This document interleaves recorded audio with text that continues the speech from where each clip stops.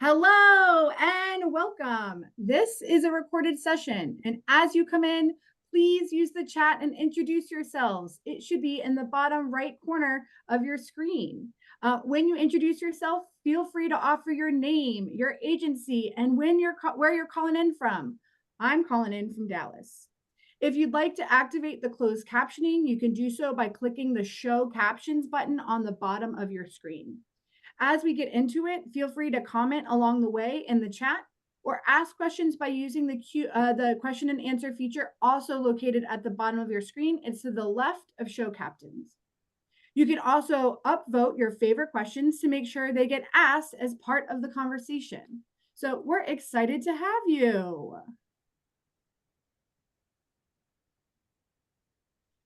This webinar is nearly 2 centuries in the making. And yes, I said two. That's 200 years. Long ago, when community supervision first started, the goal was always to help people improve their lives and thrive. Yet, somewhere along the way, community supervision doubled down on expecting perfection and punishing people who couldn't do it. It is finally time that we invest in different. It is time that we let go of the need to punish people into transforming themselves and instead coach them to do it. It's not just an opportunity, I'd argue it's a responsibility. Today, our featured speakers will tell us about the importance of taking a coaching perspective in reshaping and transforming lives. Our featured speakers include Coach Preston Brown and JSP President Dr. Brian Lovins. We'll start with some exciting introductions. I'll go first. My name is Shannon Magnuson. I'm the Director of Influence and Storytelling here at Justice System Partners. Then we're going to talk to JSP President Dr. Brian Lovins, who will even the playing field for us, so to speak, by telling us the context of why we need this new coaching perspective. Then we're going to ask Coach Preston Brown to share his own experience with the criminal justice system, how he transformed an entire team by seeing his players as the unique people that they are and how he invested in them, and why he knows this coaching perspective will help transform lives for people under supervision too.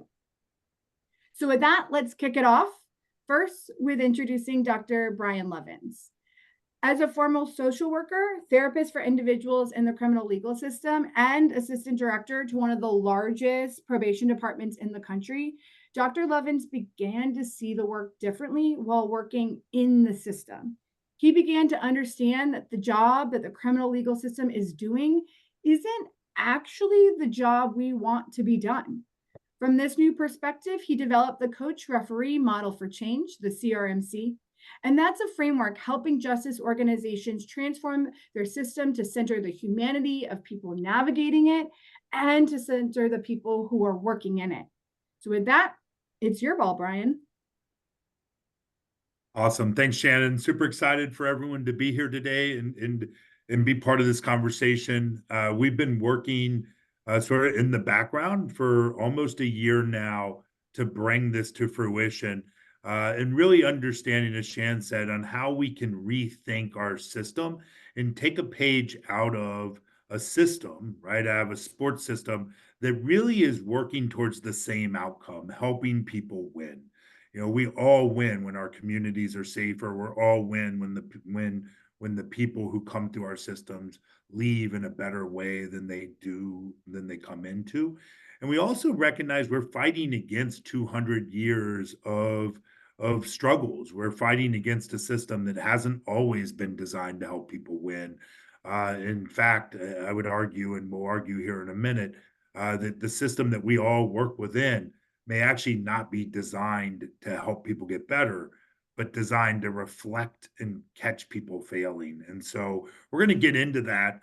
As I start to share, I'm going to share my screen here as well to sort of walk through a few steps so that we're all on the same page. And for some folks, you might have been involved in this conversation and small touches or really pretty in depth. And for others, this is a brand new concept for you. And so we're going to take a couple minutes and level set before we really get into the more detailed conversation with Coach Brown. And so as we start to think about our system and the way we operate, one of the things that we want to recognize, right, is what's the job to be done. And so I don't know if you're familiar with Christensen's work on what the job to be done is, but I think it's one of the things that brings a new light to the work that we do. And really trying to understand the impact that we can have on people who move through our system. And I really like the theory, the what's the job to be done theory. This theory is designed to say at the end of the day, what are we trying to accomplish? And the truth is, there's a lot of things within our system. It's the job that we're doing and not necessarily the job to be done. And one of the things that we want to be invested in, as you heard sort of Shannon's intro, is invested in different, really invested in the job to be done. And so we've got to critically look at the work. And look, I've worked in this field for 30 years. I will own the fact that the things I built 20 years ago, and even 10 years ago, and even 5 years ago look different than the things I would build today. And that's not a bad thing. It's not that I've gone backwards, it's that I've gone forwards. And we all know and understand that as we learn and grow and develop new strategies, we have to take a new lens to the work every day, because this is a human model. This is a human system, and it's humans helping humans. And so we've got to always reconsider and think about what's the job to be done. And so when we boil down what's the job to be done, it's understanding what's the thing to be accomplished. And I believe, and that this is all predicated on a belief, that we have amazing people who are working across this country in a criminal justice system and a juvenile justice system that are have the incredible opportunity to affect people's lives, to change them for the better, to help them take successful steps forward. And I believe our correction system should be just that. The punishment that is given through our system is an arrest, is a conviction. The punishment is the separation at times from the community. The solution isn't to continue the punishment. The solution is to continue forward in helping people figure out what's their next step so that they can be better, they can be better selves, they can reach their potential, and ultimately create a system that is supporting people in safety and health and wellness within our communities. And so, how have we been trained? The crux of this, and so a little story telling about how we got here. I've worked in this field for 30 years as a line staff, as a social worker, as an administrator, as a clinical director, as an organizator, as a manager, a leader, an assistant director of a system. I've worked in this correction system from an academic space and from a practical space. And throughout, when we think about how we've been trained as people working in the system, we've been trained much like a referee, right? And so if you think through and you dig into the core components of the work we do, at the end of the day, our staff, no matter where you find them, is often being asked to be a referee. Now let's think about what a referee does, and happy to for you to chat in here some thoughts and comments about what a referee's role is on the field, but I'll sort of fill in the blanks for us. A referee's role in the field is to observe the game and reflect what they see. It's not to affect the outcome. We actually expect referees to be impartial. We expect referees to be disconnected from the teams so that they can call balls and strikes fairly, so that they can call holds and penalties and touchdowns fairly, so that they're not leaning one way or the other. And the assumption is that the two teams that are playing are against each other, right? They're competing for something, and there is no mutual win. There is only a winner and a loser unless you play soccer, and then there's ties. Well, I guess the NFL, there's ties now too. And so, but in most sports, there's either a winner or a loser. And what I would argue is in our correction system, that is part of the problem. We've pitted the community against people. And the problem is the people are part of the community. They live in those communities and they're connected to those communities. And so, as we think about what that looks like, we're thinking about from a referee standpoint. Referees stand on the sidelines. They're not part of the win-loss structure, and they observe penalties or people breaking the rules, and then they throw a flag, they blow a whistle, they issue a punishment, and they observe people being successful, like crossing the touchdown or an end zone or the goal line or touching a plate on a baseball field. They observe those and they acknowledge the win or loss. But the reality is they didn't affect any of that. They are just reflecting back what they see. And so one of the things that I've realized in my practice is that the people who move through our system need coaches, as we'll talk about here in a minute, and not referees. They don't need people reflecting back the observations of their work. They need people helping them win. And here's the thing: referees, for them to be effective, these are the 7 characteristics that are needed for referees. And if you think of all of these things, these are things that we train probation officers, parole officers, community corrections folks, prison staff. We train them in these 7 things. There's a set of rules. There's a set of penalties. We have to be consistent. That players and coaches have to give power to the referee for them to impact change. There has to be clear, fair, and that referees have to be impartial. For the system to work, all of these things have to be in play. The problem is, in our system, often as people who work in it, we don't see the violation. And so when a referee doesn't see the violation, they can't respond. They can't help affect behavior because you can't throw a flag if you didn't see the penalty. You can't give a punishment if you didn't see the inappropriate behavior. And so referees, or you can't signal even for a touchdown if you missed the call or you missed seeing it. And so referees are required to see violations to involve themselves.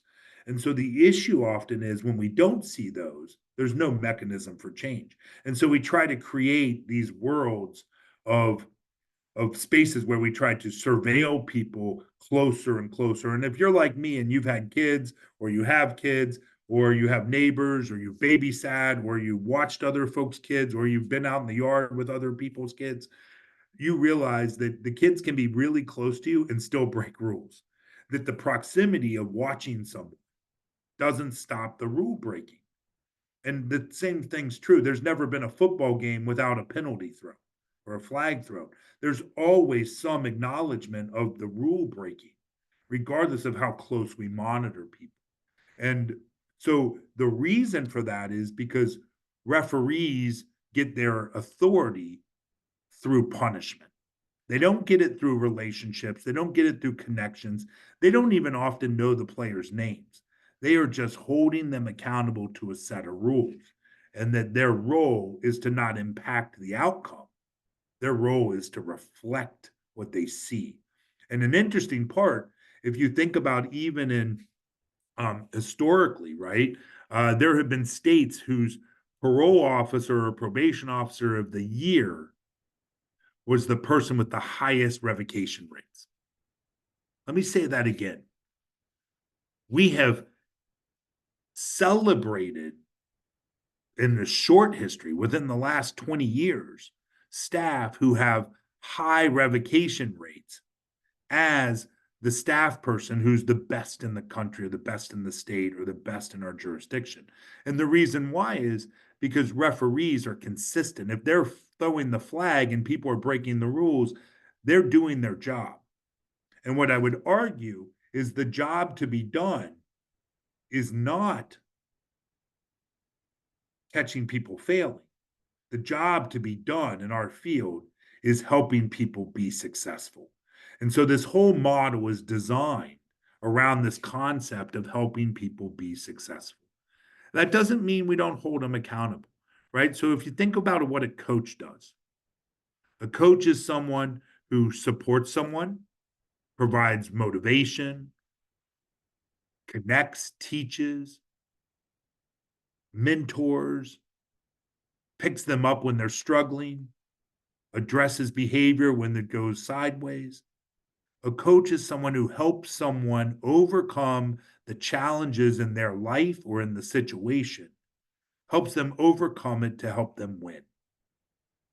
And win through learning new skills and motivation to change, not through cheating or blocking or keeping referees from finding out the problems.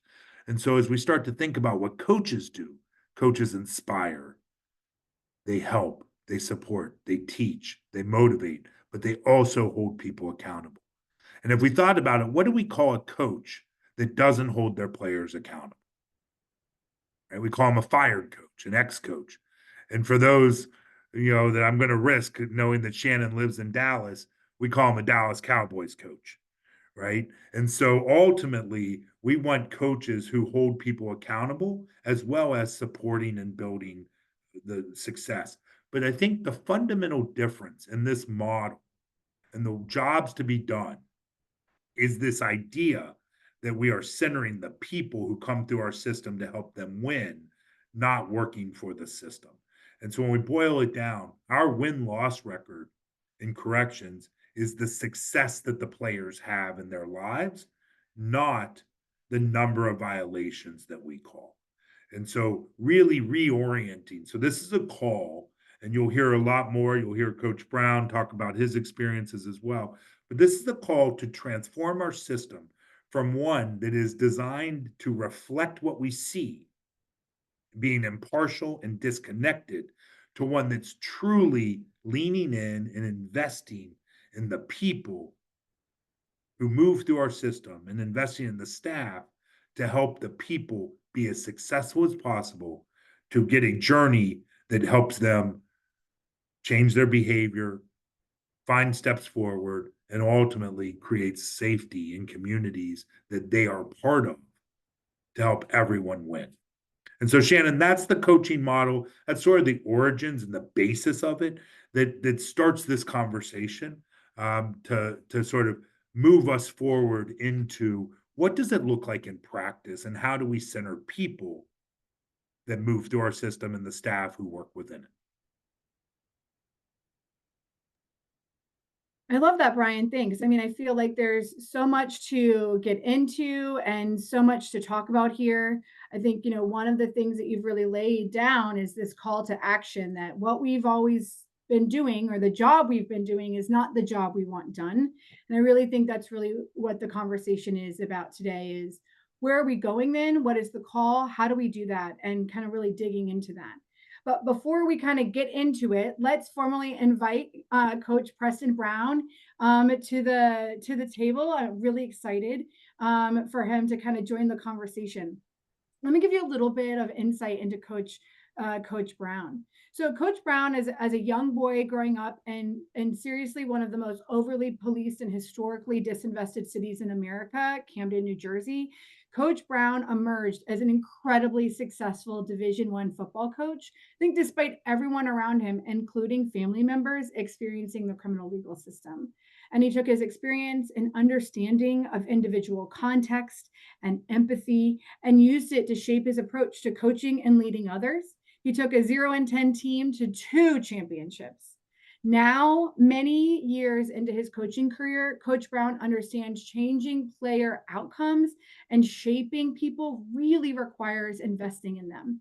So thank you so much, Coach Brown, for joining us. What's up? Welcome, everybody. In great coaching fashion. I appreciate everybody's time being here today. Brian, Riggs, Brian Lovins, Shannon, I really appreciate you guys. The most important thing about what I do, and I tell everybody, is that coaching is not about me, right? It's my job to take the players and the student athletes to places they couldn't otherwise take themselves, right? If it had not been for the investment in the coaches that I had taken a liking to me, I may not have had the same opportunities that even my own brothers and siblings had it. Just a quick reminder, the day I became a coach, it was never my positioning or my mindset to become a coach. Growing up in Camden, New Jersey, it's do all you can do to make it out and never come back, right? But I take you back to the summer of 2002, right before I turned 17 years old. My mother, who was on probation, had 6 kids, right? Me being the second oldest. And she was going for a urine checkup, and she had relapsed and tested with a dirty urine. She was then sent and arrested on the spot. Now, I was 17, my brother was away at school, and I had 4 other siblings, right? But because we lived in a housing project, nobody paid attention, nobody cared. Technically, the state was supposed to come in and displace me and my siblings. My mother was incarcerated for 6 months, right? So out of 9 urine times that she went to take her urine for her probation officer, once she tested, negative or positive or whatever substance, and she was immediately arrested, never taking into consideration her family dynamic. My father was already incarcerated. So at 17, while being a captain of the football team and an honor student and working as a cashier at ShopRite, I had the duty taking on and basically being the man of my household, while my older brother, who was only 18, was away at college. During this time, my younger brother, Rasheem, was shot, right? Almost died. And he was hanging with a group of guys that was doing a string of robberies. And so at this time, my brother, who was on juvenile probation, he had missed court several times because we didn't have an adult who can supervise him at court as a juvenile.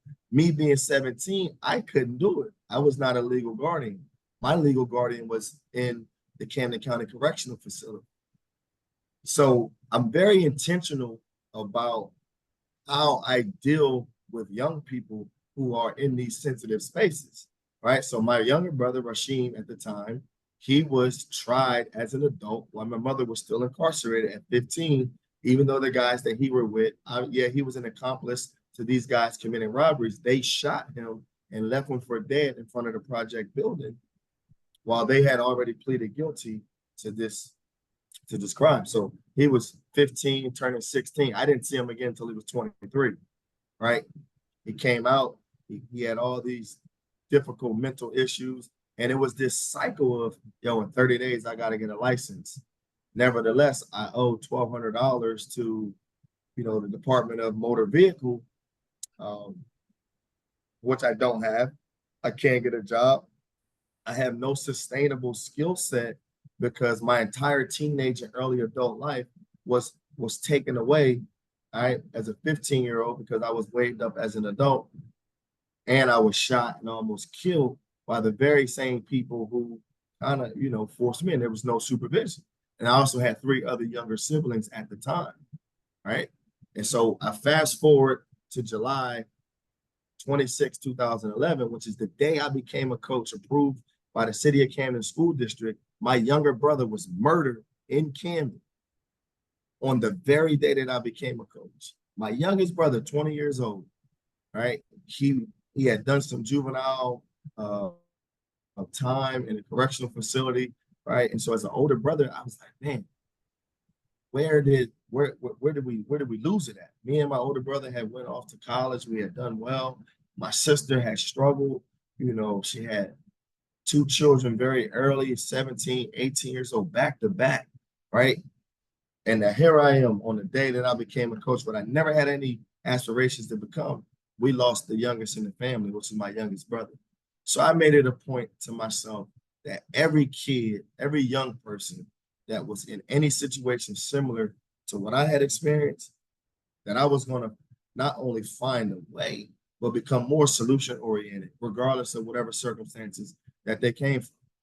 So I was the director of 3 different youth organizations. One was an all-girl facility with young women between the ages of 12 and 17. Right. I was also, supervisory positions at a couple of boys' homes, and all of these young people reminded me of my younger brothers and siblings. And because of my connection as a coach, I just always believe there's a fiduciary duty on my behalf and all the coaches that not only do we have to go above and beyond, but you got to know your personnel. The number one thing about sports is you got to know the people that you're dealing with. I got to be cognizant enough to know that I can't speak to Shannon about certain things the way that I can speak to Brian about, right? You know, we all have this human element about ourselves that strike us in many different ways. A lot of times, the greatest players to ever play a single game of anything, they credit their coach who to deal with who they were, right? We are all a certain kind of person. You know, I'm a very, very hands-on type of coach, you know, live, I'm active at practice, you know, I'm running around because I also believe in the transfer of energy, right? The transfer of energy is very, very real, and people need to feel and understand it.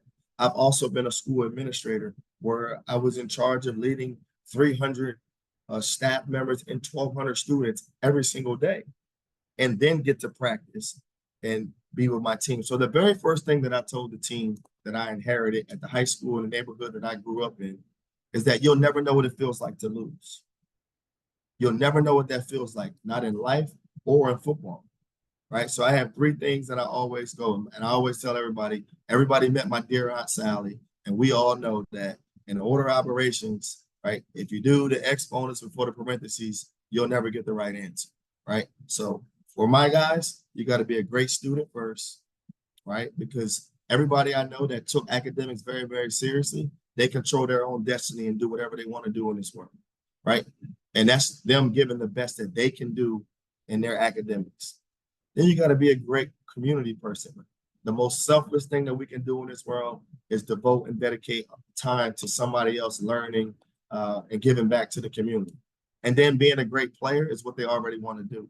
Sports is the most easiest thing for them because that's what they want to do. But they have to earn the right to do it. And because we were Tigers, I grew up a Tiger, right? Every day you got to show up and earn your strike, right? I'll never show up as a coach and give less than 100%. So that's what we expect.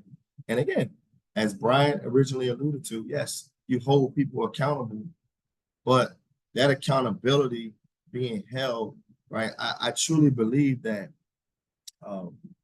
people say it's favoritism, but you know, I look at it as like everybody gets exactly what they need. So you can't deal with every player the same exact way, but everybody still falls under the same guidelines. And I think in the world, in the space that we're connected in now, right, there are people who have been released for many different crimes and convictions. However, like there has to be a different level of balance when you're dealing with certain people because of the things that they've done or not done in terms of the accountability piece. And I think that's why I connected with, you know, with Brian and Riggs and everybody at JSP just over a year ago.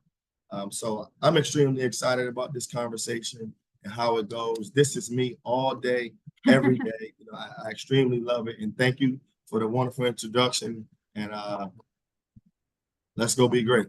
Oh my gosh. Well, listen, Coach Brown, there's lots to get into. I've made some notes, but before we kind of get into the conversation, I also want to introduce quickly Brian Riggs. So we also have Brian Riggs. He's the founder and CEO of Riggs Enterprise, who's been working with Dr. Lovins as a consultant and advisor as part of the coach referee model for change. Riggs, too, is a native Jersey boy, just like Coach Brown. And at a fundraising event, they met each other, felt like Coach Brown's story really exemplified the power of the coaching perspective and the coaching model for change. And thankfully, Riggs brought, Coach Brown and Brian together, and this really was born. I think you're right, Coach Brown. Like this was a year conversation in the making. And so we've asked Brian Riggs to join the conversation, kind of serve as sideline commentator and help us connect some of the dots throughout the conversation. So welcome, Brian. Thank you, Shannon. Thank you, everyone, for the opportunity to be here. I'm a person who tends to fall in love with people quickly. And many years ago, I met Dr. Lovins at an association event and fell in love with the methodology. And then fast forward, I had the opportunity to get connected with Coach Brown. We had lunch one afternoon, and I think it's easy for me to say that I fell in love with him, and not just what he brings to the table. This transfer of energy that he talked about is really apparent and relevant in everything he does. And as soon as we continued our conversations and relationship, I could see the synergies between Coach Brown's life and what he's gone through, more importantly, his approach to helping others. And I thought it fit squarely with Brian Lovins' approach. So I'm excited to be here. It has been several months, if not a year in the making. And whatever commentary I can provide will be an honor. And so thank you everyone for being here, and thank you, Shannon. Yeah. Well, I want to turn back to kind of Coach Brown. And, I want to first say, like, thank you so much for being vulnerable enough to share your story, in front of, a stadium of 300 people that we have today. And I think, there's something to be said about giving voice to these stories, because these are the realities that people are living. And I think there is something that I find so striking about the way that you tell your story, is that you say that you're one of many children, and that you tell the story of each of your siblings and the different life that they have from you, and that that you became someone, or went on a different path than your siblings went on. And I think that that's quite incredible, because what I know about you is that that path happened in large part because somebody invested in you to begin with, and helped you chart a new path forward. And I think that's kind of part of the conversation here with the coach referee model for change, is this idea that we have to invest in people to help them get on different paths. But one of the things that I think is really, really important about your story is its origin, right? Is that the conversation that you started with is that your mother was making progress with her sobriety and only tested positive one time of the many times she tested negative.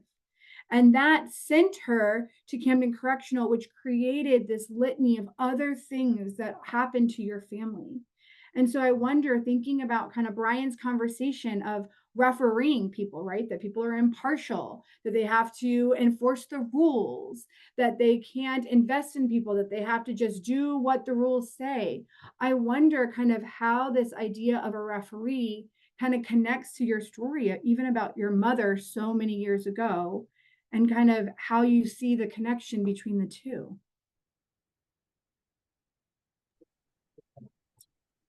Yeah.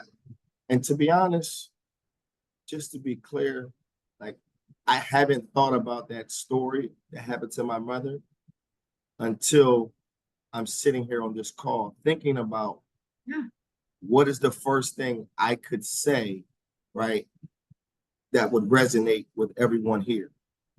And to me, there's nothing like the beat of the heart before waiting to play that first game. And my mother was the loudest person at every single game. And my senior year, she missed every one of them. And I had to constantly come up with this excuse that my mom had to work double shifts while coming to school. So at 17, I was charged with making sure my younger brothers and siblings went to school, followed my every directive, that nobody is to know, and to come immediately home. While also, I was an All-American football player. I was number 2 in my class. I was the class president. I was the only male in the National Honor Society. And I was navigating all of those things. So it was an easy decision for me. Like, football, sports was always like super easy. The way I even became into being a player in organized sports was a drug dealer on my corner when I was turning 12 years old, signed me up for an outside organization that people in my town couldn't play for. And I always thought it like, I kind of like, wait, a drug dealer saw this in me to sign me up to play. And I had to steal a bike to take the 9.5-mile bike ride at 12. Now, mind you, practice at 6 p.m. So I'm riding a bike for the projects across 6 or 7 other towns, the back ways to stay off the major highways just to get to practice. And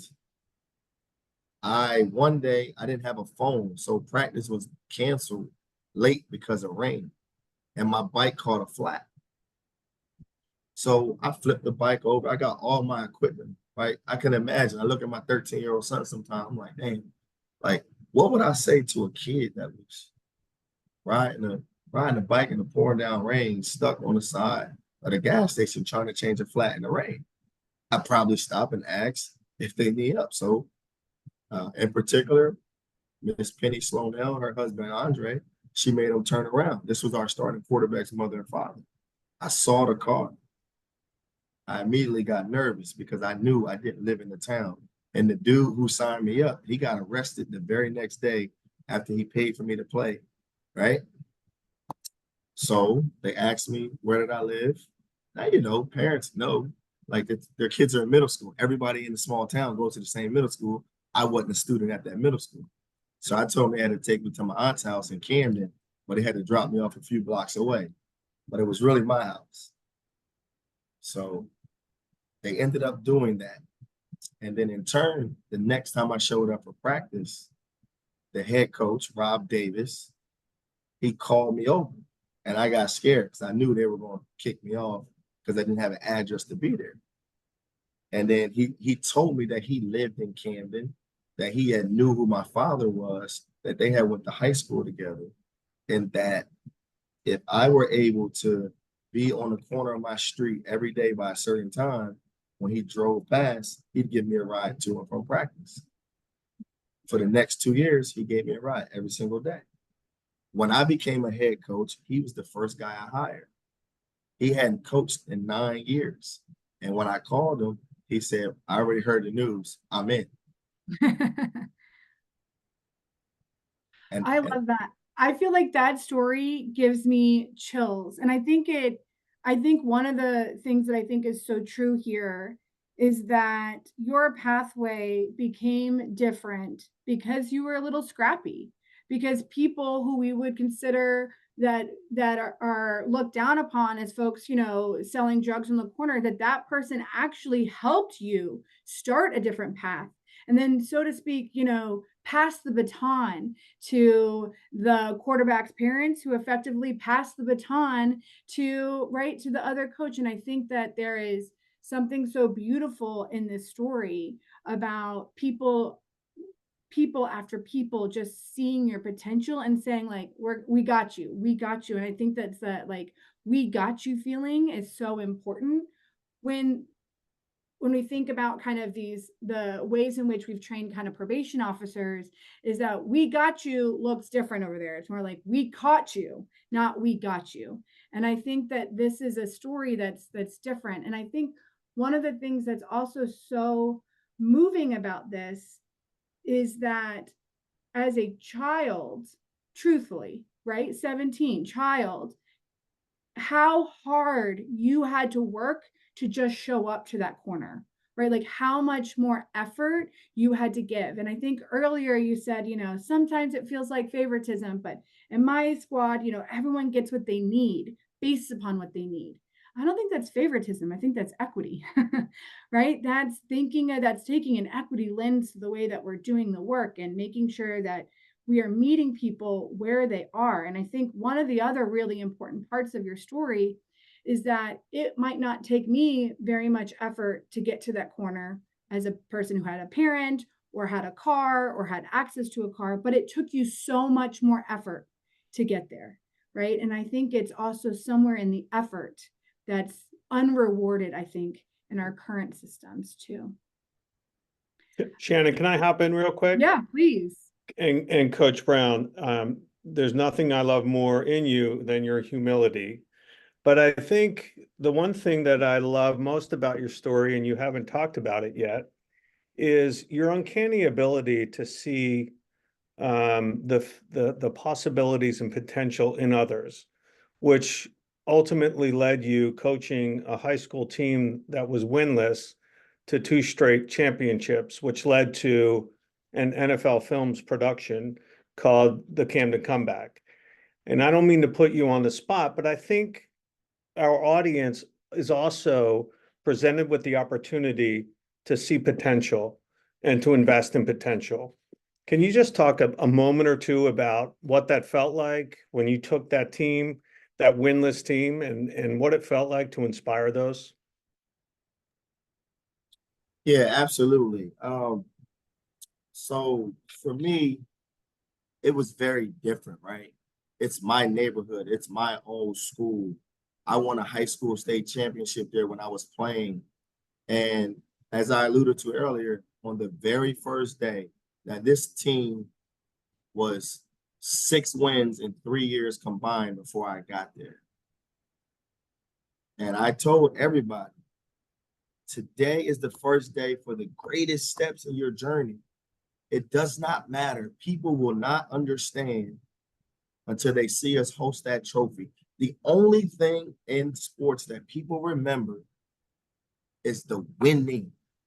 And today you become a winner now and forevermore. And this is how we're going to do it. Everybody is not going to want to be invested in this. But I knew that I had to show up every day with the same 100% attitude, efforts, and energy to transfer that to young people that had never experienced what winning felt like. That senior class that went 0-10 as freshmen went to the playoffs that year. 4 guys signed Division I scholarships when they were not being recruited beforehand. So it was my duty, right? I never needed any praise or acknowledgement to do what a coach is supposed to do. You're supposed to carry young people to places they can't take themselves because they don't know what that experience is like. And that is my quest. That is what I want to get across to it. And that journey, I told everybody, hey, listen, we're going to win a state title, right? And it may not be today. And so people saw the end result, right? But the work that those people put in, I mean, we buried 6 players in between that time. 6 kids that I loved like my own sons, that I would take my shirt off my back for every one of them. In that journey, we buried 6 kids. And I stood up at sold out funerals. Every one of those kids' parents asked me to speak. And I said the same thing every single time. If we give the same kind of effort and energy while we are alive for these young people or for whomever, we will have less of these days for young people than we need to. Right? And so I always said to myself, there's no way the gangs can outwork me. There's no way the people in the streets can outwork me. You know, my energy and effort is contagious in a way that I'm going to uplift. I've seen kids go from 1.4 GPAs as freshmen to graduating in the top 20 in high school and getting college degrees. Trayvon King, Stanley King, his brother, they were the two youngest of 9 kids. Their older sister graduated high school with me. They lived with me for almost a year. And they didn't skip a beat. They did everything that they could. Jairo Ramos graduated with a 4.0. Yeah, Coach, I think translating that to our field, often our staff are asked to be much more transactional than inspirational, right? That we bring them in and we do an assessment and we collect the information and we fill out the boxes and we write the thing and we do the score and we put them in a caseload and we do those things. And I think one of the things that really truly I think impacts me as we start to think about what a new system would look like or a different system is one that takes a page from that, right? Tells the kids or tells the people who show up in our offices the very first day, we're here to help you win. We're here to win the championship. And I think that's a different message than here are your conditions of supervision, and my job is to monitor them and enforce them. And that I don't work for you, I work for the court or the judge or the system. And the reality is that the young people or the people who move through our system need someone who inspires and helps them grow and takes them from a place where they walk in. And so one of the thoughts I had as you were talking was, I guarantee in that first year, there were kids that got better. right? That they started where they started and they got better. But have you ever had a player that was perfect? Have you ever had a player that was perfect? One that never made a mistake, never dropped a pass, never committed a foul. No. And I'll be the first one. I was never perfect, right?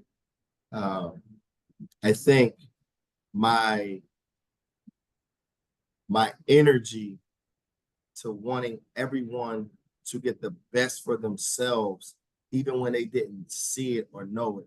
So I had to alter a number of different approaches. And one of them was I would simply just sit down and say, tell me what success is for you. Like, it could be some people. I had a girl on my team. Her name was Tara Thatch, right? And we lost a kid, Jameer Bullard. He died, and she wanted to continue playing because of him. Now, we had one girl on the team, so we had to create a whole nother locker room for Tara, right? But I learned so much from her, right? She showed up all the time. She wasn't, physically like overbearing, overpowering. But whenever the guys would start complaining about conditioning, Tara would just get on the line and start running. So I started running with her. And then people stopped talking and we started doing.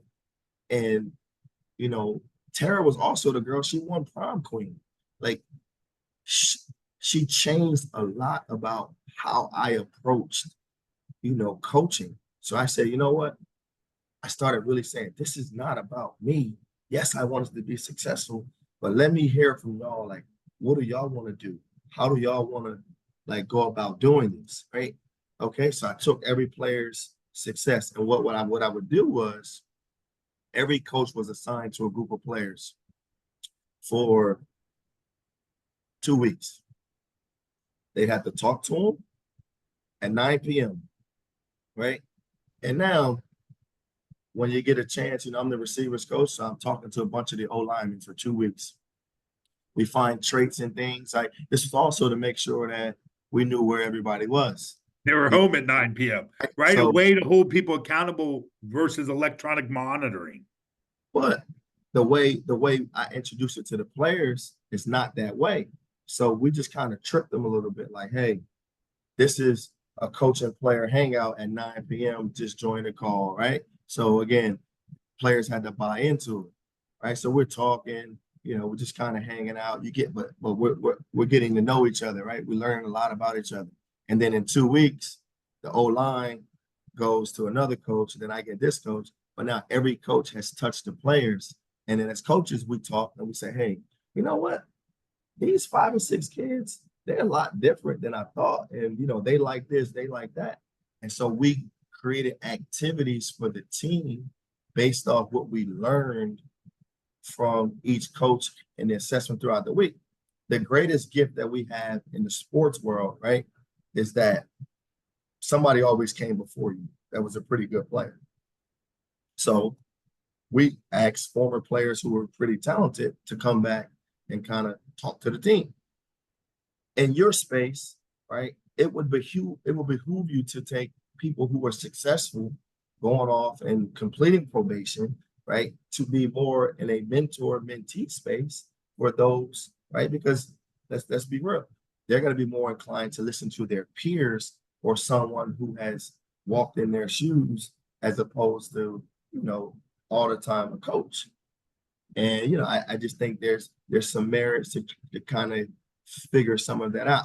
I don't know if that exists already in your world or your space, but this is me just talking. And just so everybody knows, everybody calls me Coach P Great. My motto is greatness or nothing at all. And that's just how I go about doing things. And, it's too easy to be good in this world. So, why not stand out, in every way that you possibly can. So. Yeah, I mean, I appreciate that. I think, one of the things that's true about that, and specifically, is that, and I think this goes back to the coach referee model for change, is really thinking about organizations differently, thinking about the relationship between the coach and the player differently. But, the criminal justice system, and specifically community corrections, is one of the very few places that bars people with the direct experience of what you're helping people get through from working there, right? That there are so many agencies that don't actually allow people with convictions or felony convictions specifically to work in their space. And yet, what the research says is that these people are the people who are going to help people. They got the street cred, quite literally, of how to get from point A to point B. There's empathy and understanding, and they have an eye for context. They have lived it in a way that I have not lived it, a way that both the Bryans have not lived it, right? And I think that, here's another way in which the model really challenges organizations to ask, like, why have we done that? Is that the job we want to be done, or do we want to hire people that help people thrive? And I think, one of the other things that I hear in your story is this idea that while you were coaching and investing and inspiring, you never punished people when they took a step back. And I think to some extent, Brian's kind of model leans into that there is progress, and there is punishing progress in pursuit of perfection gets us nowhere, right? And Brian, you want to talk a little bit more about kind of this, do you see the connection between, Coach Brown and kind of this idea of the way that supervision works now? Yeah, I do. I think and I'm following the chat as well. And there's a couple really, I think, key points to the conversation in there around like thinking about organizations and structure and what's the mission and what's the values. And I think as we think about coaching, right, the reality is this is true for staff as well as the people who move through our system. And what I like about the coaching referee model for change is this idea that it's actually not a corrections intervention, it's actually a human behavioral intervention. And that people need coaches and support and inspiration. And we all need to measure progress, not perfection, right? Because at the end of the day, none of us are perfect. We're all going to make mistakes. The question is not, why did you make the mistake? The question is, what's the next step after the mistake? And what do you do after the error? And I know, I'm a coach as well. I coach traditionally more specifically baseball more often, but I know that the ball finds you, right? And so if you make an error, the ball is going to find you again. And the question is, are you ready and prepared to make the next play, even though the previous play got screwed up? And I think that's one of the issues with our system is that we focus so much on what people have already done, and we focus on denial, and we focus on the need for sort of thinking about the last step, that we forget that the next step is the most important. And I think the progress, not perfection, back to that original question that you had for Coach Brown about his mom with 1 positive and 8 negatives, is that we see failure in N of 1.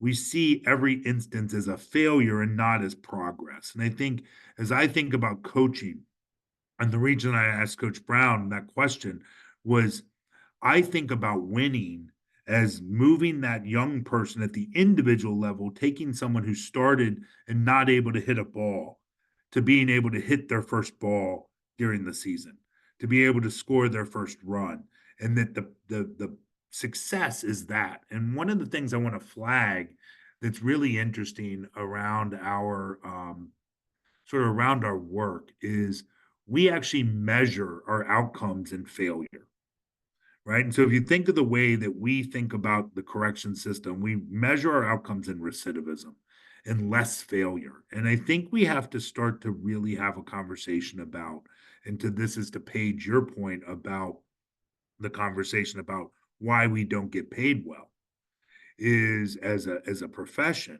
is because referees make less than coaches. And the reason is because referees reflect what they see.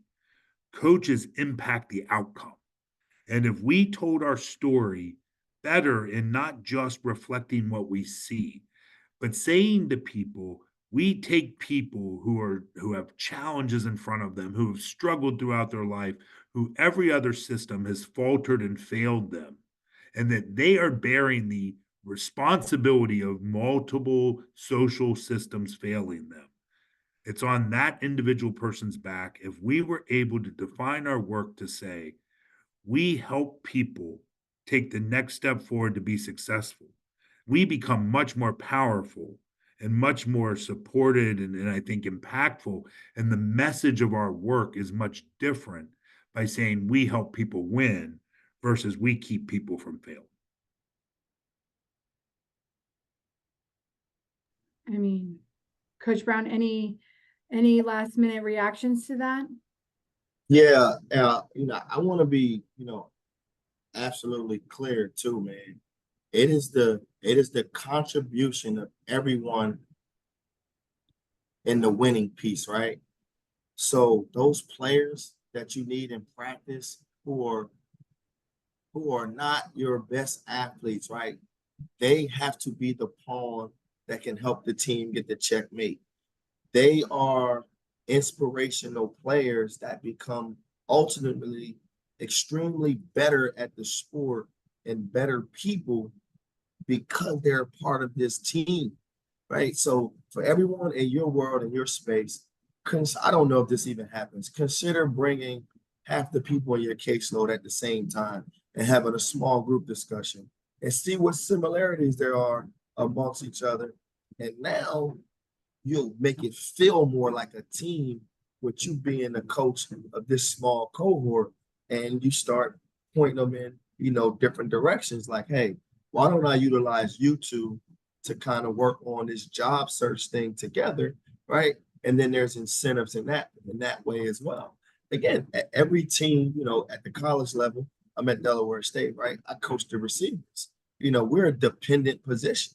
If the offensive line doesn't block and protect, right, and the quarterback doesn't make the right reads, okay, we don't get the ball. But that is not our focus.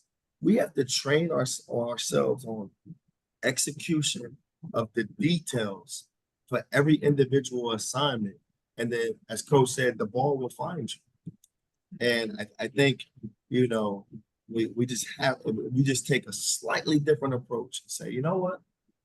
Let me just hear from the people that I serve. And I tell them, like, technically, I work for you.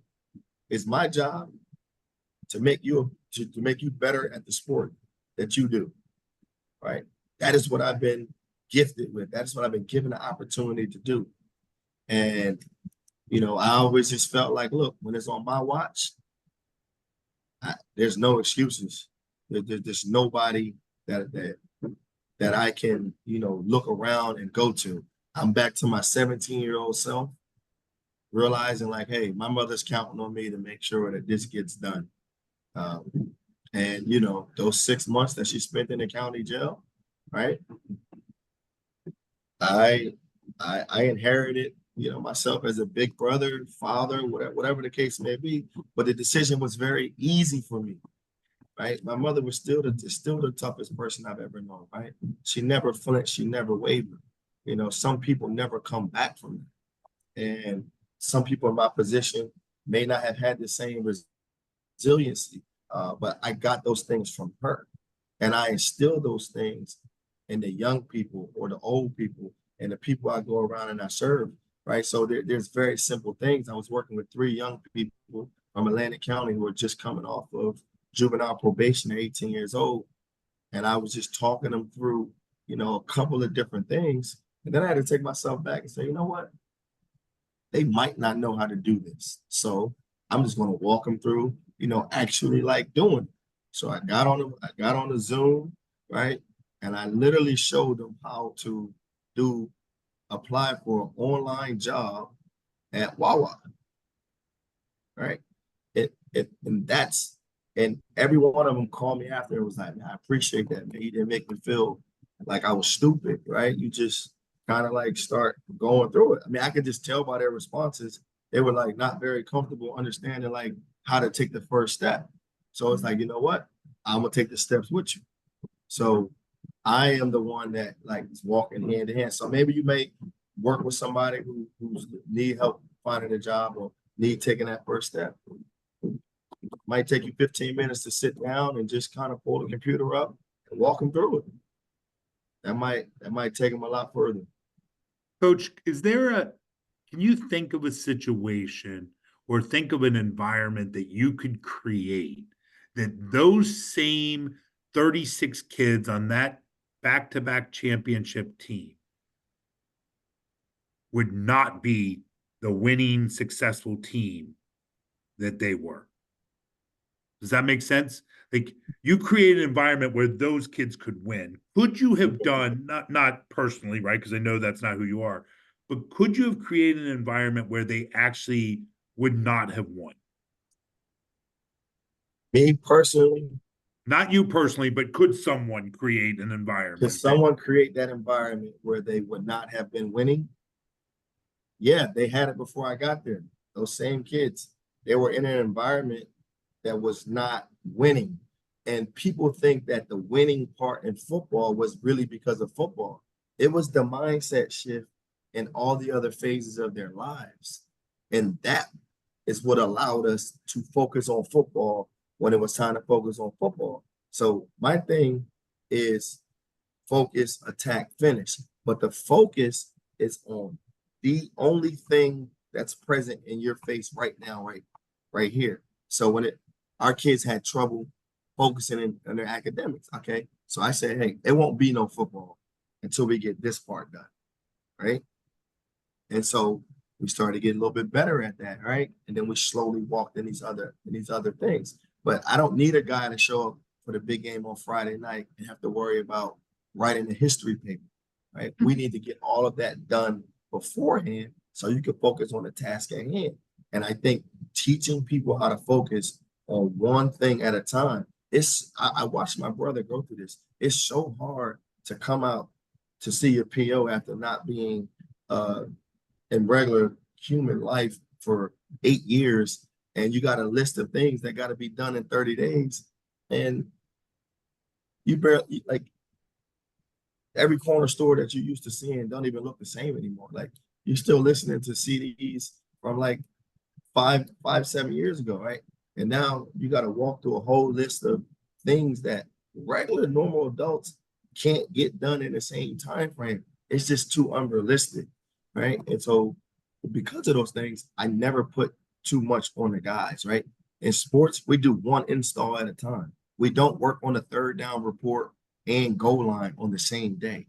You just don't do it. It's information overload. You do one thing at a time and you let success happen in small portions. So I don't want to overwhelm myself, right? I got a whole caseload of people. I'm saying, here, take this list and do all this stuff, and nobody gets anything done. It's too much, right?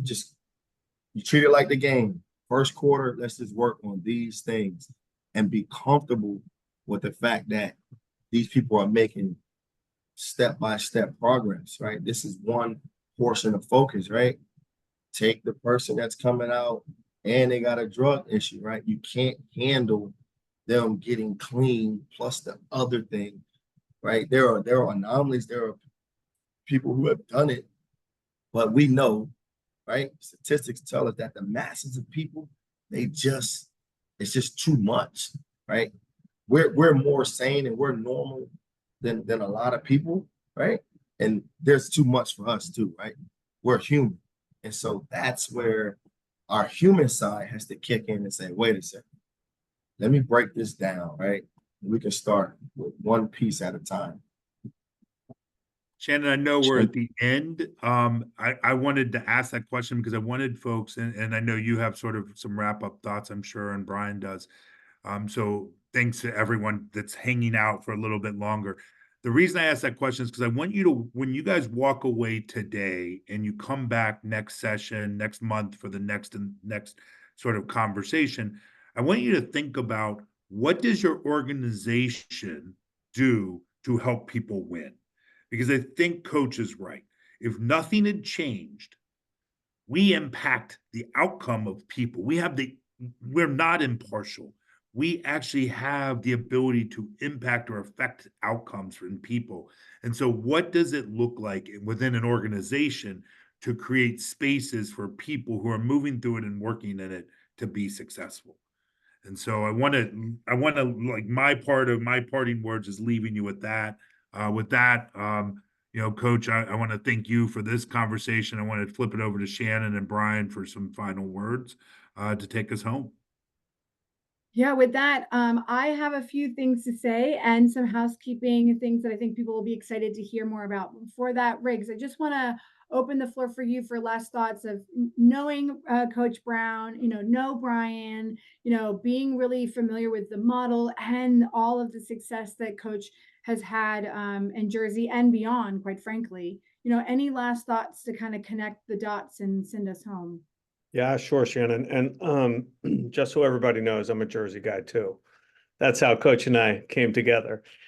I think in both the methodology, the formal methodology, and listening to Coach Brown, the one thing that excites me about this industry and the change that's potentially on the horizon is our ability to do two things. The first is figure out what your personal inspiration is, what purpose, what drives your purpose at work. We heard a lot about Coach Brown's purpose.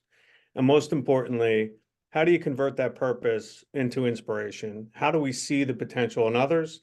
And how do we bring our best work, both personally and professionally, to changing lives? I appreciate that, Riggs. I think that's monumental. And I think, to add on to that, when I hear Coach Brown's story, I feel his energy. I feel like I've been on an emotional roller coaster sitting over here in Dallas. I don't know about anyone else in the audience. But one of the things that I feel incredibly true is that you said, as a coach, you're here to carry the team forward. And I think one thing that has not been true in community corrections over the last handful of decades is that there has not been a focus on the responsibility of coaches in the same way, that there has not been a responsibility of staff who work with folks under supervision to carry them, to be a part, to walk the walk, to sit with them and figure out how to use the online portal to apply to Wawa, right? That responsibility has not existed at that level. And I think that's in part what the CRMC does, is that it recasts the role of officers as coaches. So we start to lean into the energy of carrying the team, of understanding that information overload happens. People's executive functions are stressed by the general things that they're experiencing, poverty or otherwise, and that it is about walking hand in hand with people to get them there, not giving them necessarily a list of things to do and saying, good luck out there. And I think it's your energy and authenticity that reminds us too that it is all of our responsibilities to help people thrive, that is the job to be done. And the job to be done is not to hope people figure it out and then catch them when they're failing. And I think, Coach, you've kind of set us on a new path to remind us that the job to be done is to carry the team, because the goal is to help each and every person thrive. And so with that, I think the good news is that this is just the first period, so to speak. We will definitely be back with 2 more webinars with Coach Brown and Dr. Lovins. The next webinar is going to bring you closer to the field, so to speak, and kind of give you this front row pass to actually doing this job differently, really digging into what does it mean to make coaching connections?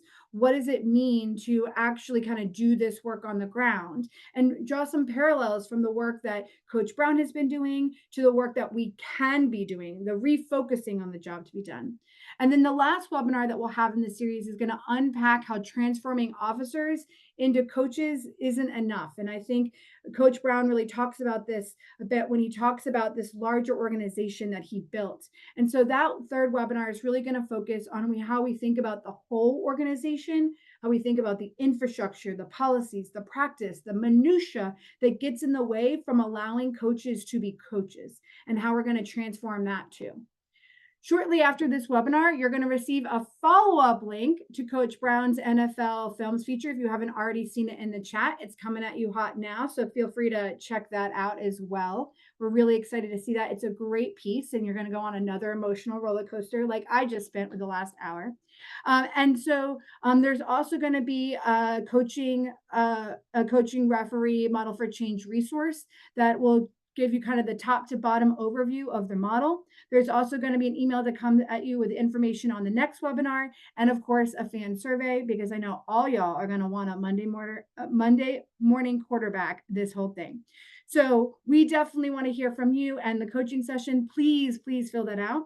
But thank you again, Coach Brown, for joining us, and for the over 400 people who kind of packed our virtual stadium today to learn more about how we invest in different. So with that, that's game. Thanks all.